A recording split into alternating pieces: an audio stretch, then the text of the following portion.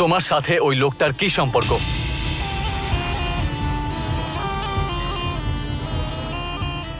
ওই ঢিপিটাকে কেন এতদিন ধরে তুমি এইভাবে রক্ষা করে চলেছো? এর পেছনে কি কারণ রয়েছে?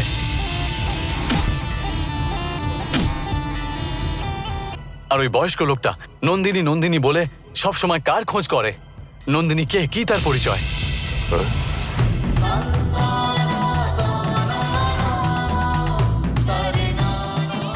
ওই নন্দিনীর সাথে কি হয়েছিল?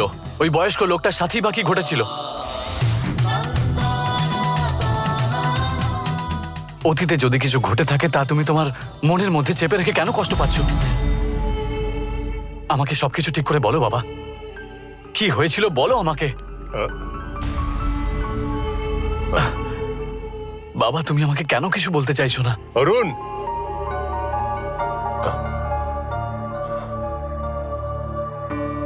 তোর সব প্রশ্নের জবাব আমার কাছে রয়েছে, কিন্তু সেসব তোকে জানানোর সময় এখনো আসেনি। আমি সবকিছু আজকে এখনই জানতে চাই, বলো বাবা।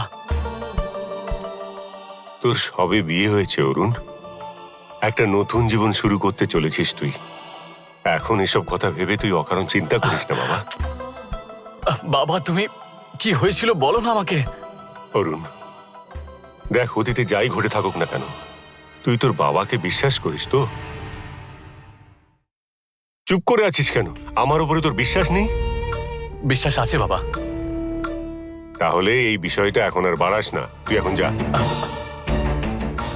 তুই এখন যা।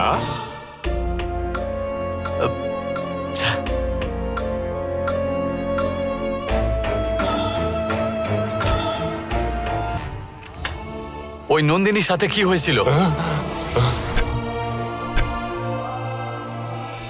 এসবের সাথে তোমার কি সম্বন্ধ? কি সম্পর্ক বলো আমায়। ওই ঢিপি আর বারবার করে আসা বয়স্ক লোকটাই বাকে।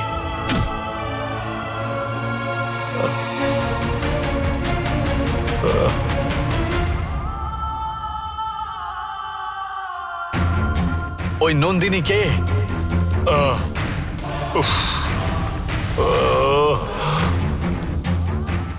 বলো বাবা, ওই নন্দিনী কে?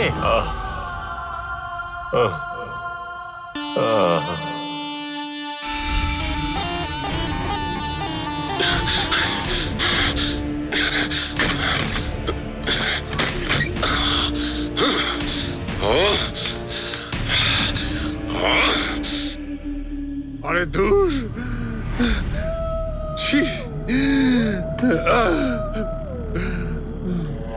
আমার কাজটা আজকেই হয়ে যেত, মাঝখান থেকে সব গোলমাল হয়ে গেল। আর কি কোনোদিন আমি এরকম সুযোগ পাবো? না।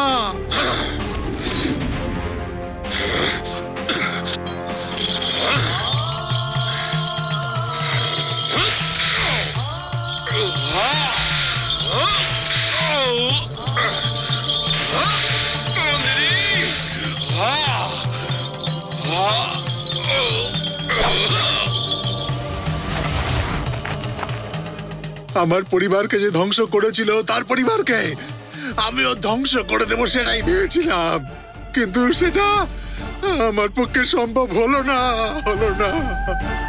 আমি কি করে দেখবো আমার চোখের সামনে আমার শত্রুরা বহাল তবিয়তে বেঁচে রয়েছে, ওরা আনন্দ ফুর্তি করে বেড়াচ্ছে? এ আমার পক্ষে দেখা সম্ভব না, না, হবে না, না, কিছুতেই হবে না, হবে না।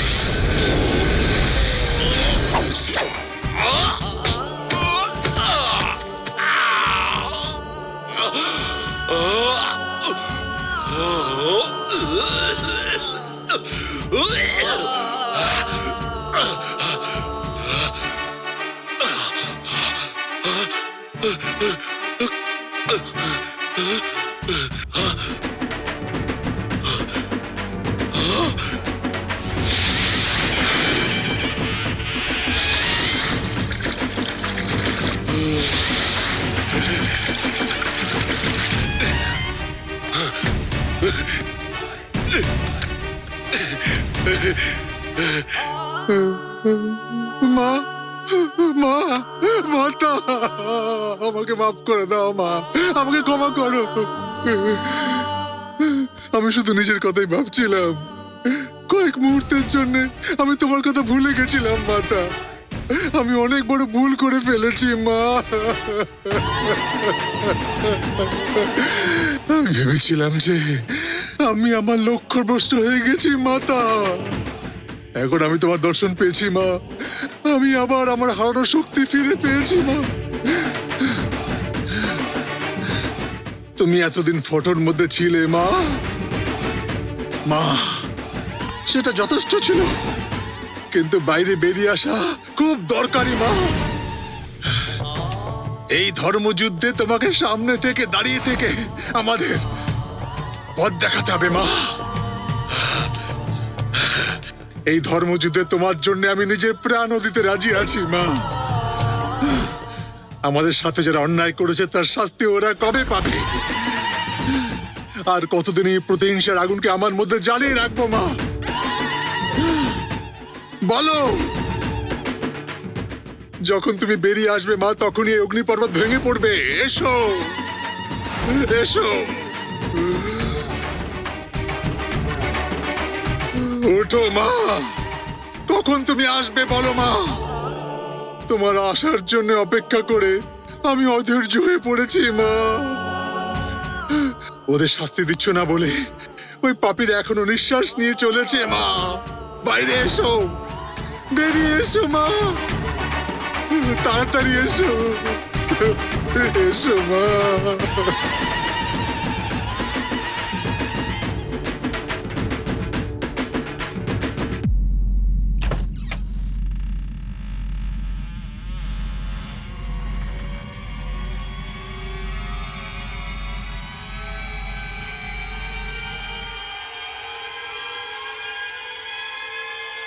তুই আজকে আমার হাত থেকে বেঁচে গেলি, কিন্তু নন্দিনীর হাত থেকে বাঁচতে পারবি না, বাঁচতে পারবি না।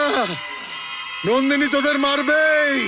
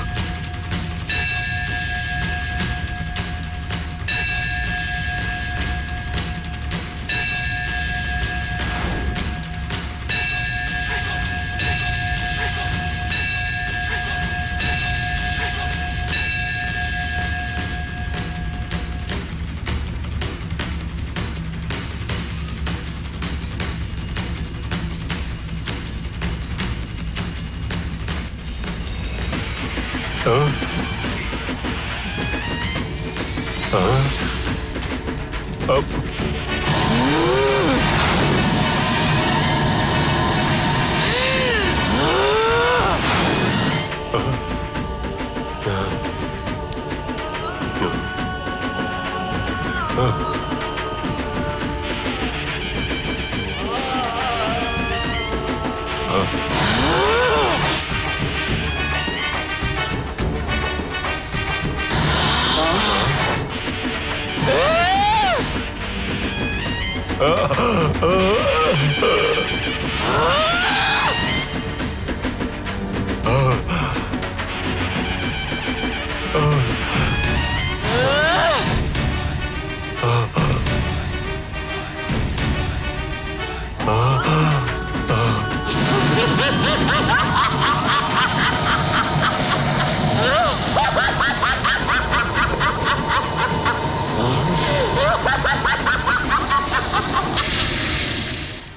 রাজশেখর, তোর মৃত্যু তোর দিকে এগিয়ে আসছে।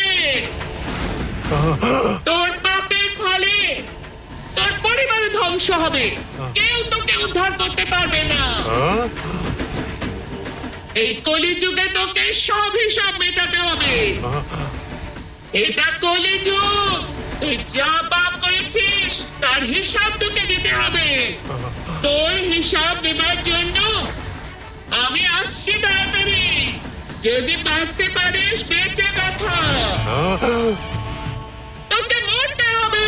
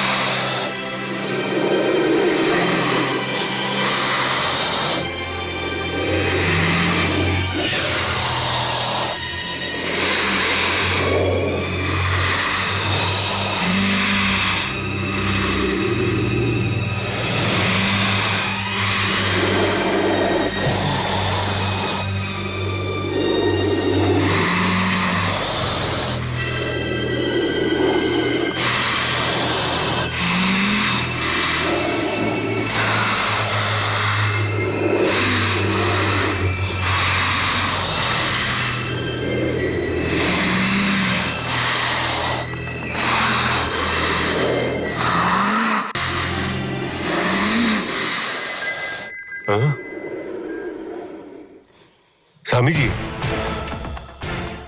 আমি অনেকক্ষণ ধরে আপনাকে ফোনে ট্রাই করছিলাম, আপনি ফোন রিসিভ করছিলেন না। কি হয়েছে রাজশেখর? স্বামীজি, পার্বতীপুরে আমরা যে পাপ করেছিলাম সেই পাপ আমাদের পেছন ছাড়ছে না। কি? কেন, কি হয়েছে? স্বামীজি, ওই মনীন্দ্র আমাকে মারতে এসেছিল। হ্যাঁ? ভাগ্যক্রমে আমি কোনো রকমের রক্ষা পেয়ে গেছি, কিন্তু এখন আমার ছেলে অরুণ আমাকে সন্দেহ করতে শুরু করেছে। কেন, কি জন্যে? ওকে দেখে অরুণের মনে প্রশ্ন জাগছে, আমার সঙ্গে ওর সম্পর্ক কি, ওই ঢিপির সাথেই বা আমার সম্পর্ক কি, নন্দিনী কে, এরকম নানান প্রশ্ন ও আমাকে করতে শুরু করেছে। স্বামীজি,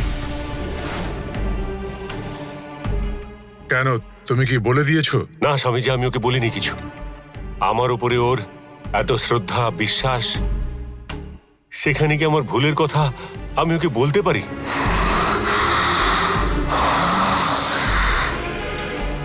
হ্যাঁ। এখন ওই সব জানানোর সময় আসেনি বলে আমি এড়িয়ে গেছি, কিন্তু আমার নিজেরই খুব অপরাধ বোধ হচ্ছে। এই সমস্যার আসলে তো কোনো সমাধান নেই স্বামীজি।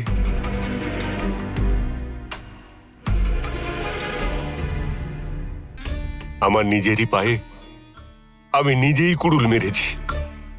ওই দেবী চক্র এবারে এসে আমার পরিবারের সৌভাগ্যকে দুর্ভাগ্যে বদলে দেবে। এসব কথা কি বলছো তুমি?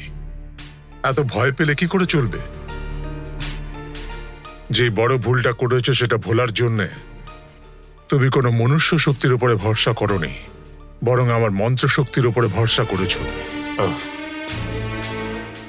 আমার মন্ত্র শক্তির উপরে আজ অব্দি যারা বিশ্বাস করেছে তারা কখনোই ঠকেনি। তুমি ভরসা করতে পারো, তুমিও ঠকবে না। মনীন্দ্র তো পা খোড়া ঘোড়ার মতো, সে আমাদের কোনো ক্ষতি করতে পারবে না। আমাদের যা কিছু বিপদের আশঙ্কা রয়েছে তা কেবলমাত্র ওই নন্দিনী সাপের থেকেই। আহ, আমার মন্ত্রশক্তি আর ওই পূর্ণিমার পুজোর জন্যে ওই নন্দিনী কোনোদিনই সাপের টিপির থেকে বেরোতে পারবে না।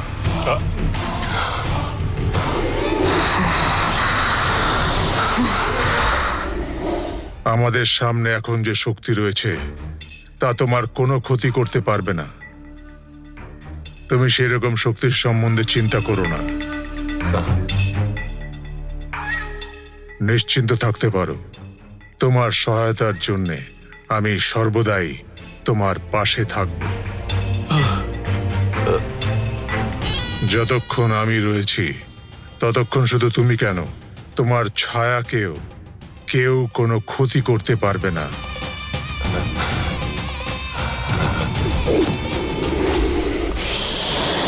আপনার সাথে একবার কথা বললেই আমার মনটা একেবারে শান্ত হয়ে যায়। হ্যাঁ, সেসব কিছু ঠিক আছে, এ তো আমার কর্তব্য।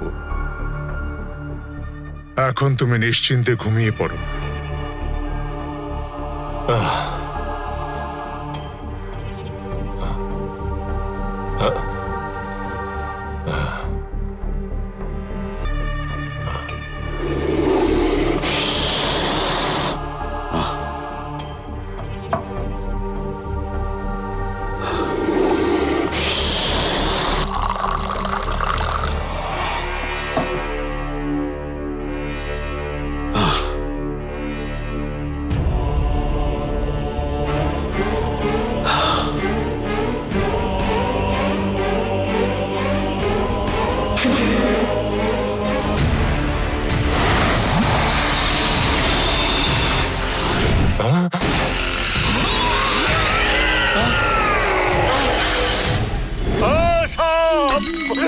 সাপ সাপ সাপ!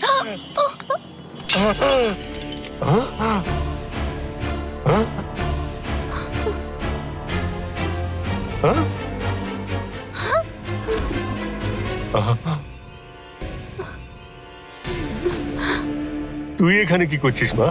তোমার চিৎকার শুনে দৌড়ে এলাম। কি হয়েছে বাবা? কি হয়েছে?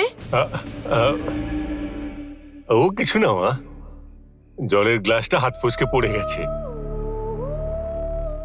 এখন থেকে এরকম সব কিছুই তোর হাত থেকে পড়ে যাবে।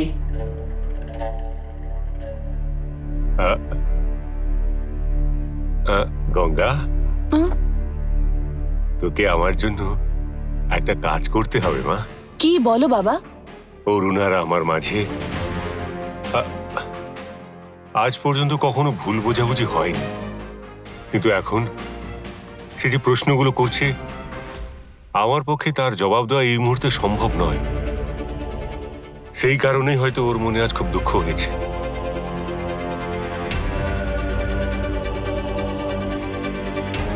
ওর বাবা হয়েও আজ আমি ওকে কষ্ট দিয়েছি। সেই কষ্ট লাঘব করা এখন তোর পক্ষেই সম্ভব।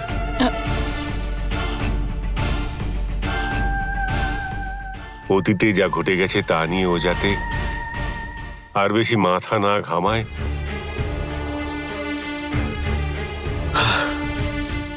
সে কথা এখন তোকেই বোঝাতে হবে মা। অরুণ তো আমার প্রাণের চেয়েও প্রিয়। ওর দুঃখ দেখা আমার পক্ষে সম্ভব নয়।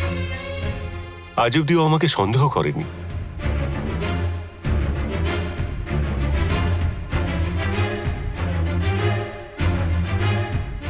কিন্তু আজকের ওই ঘটনার পর আমার মনে হয় ওর মনে নানান প্রশ্ন জেগেছে।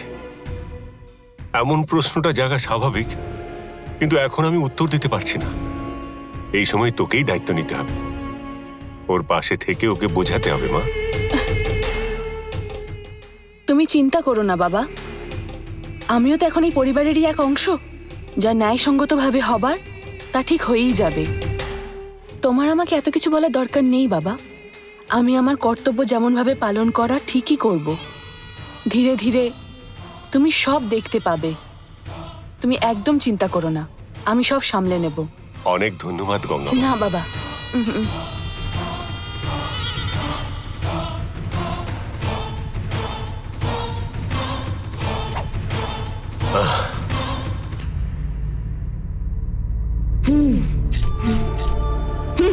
আমি আগে ভেবেছিলাম প্রথমে তোকেই মেরে ফেলবো, কিন্তু যখন বলছিস তোর ছেলে তোর প্রাণের চেয়ে প্রিয়, আজ তাহলে তুই দেখবি পুত্র শোকে তোকে কিভাবে কাঁদতে হয়। তোর শেষ সময় তোর ছেলে যাতে পাশে না থাকে সেই ব্যবস্থাই করছি আমি।